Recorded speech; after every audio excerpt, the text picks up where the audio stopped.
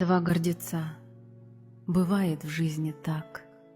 Она ему не пишет, он ей тоже. Забыть его пыталась, но никак. И он не позабыл о ней, похоже.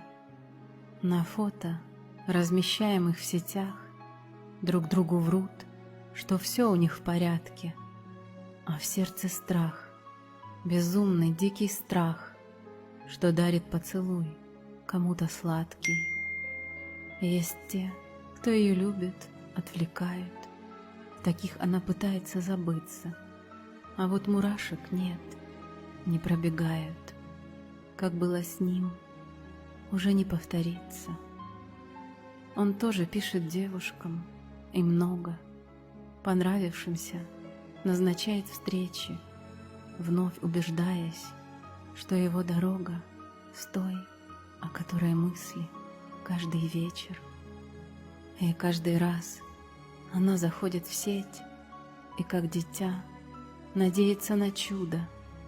Я за привет готова умереть, но напиши же мне, другой я буду. А он и правда очень много раз ей набирал привет, но не отправил.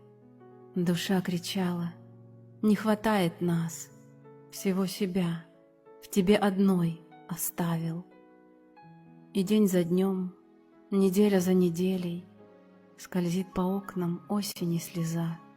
Смирились оба вроде бы с потерей, пытаются в других найти глаза. Такие, чтоб мурашками все тело, такие, чтобы кругом голова. Но нет вторых таких, в этом все дело. Любимых нам даруют небеса. Конечно же, она найдет кого-то, и он найдет похожую. И что? Им будет вечно не хватать чего-то. Садясь в авто, маршрутку или метро, взлетая в облака на самолете, неважно, 18 вам или 40, вы мысленно с собой всегда берете того, кто бесконечно сердцу дорог. Зачем вам быть несчастными, скажите? Не через год, не завтра, а сейчас. Стучите в дверь, звоните и пишите, и будьте вместе. Жизнь дается раз.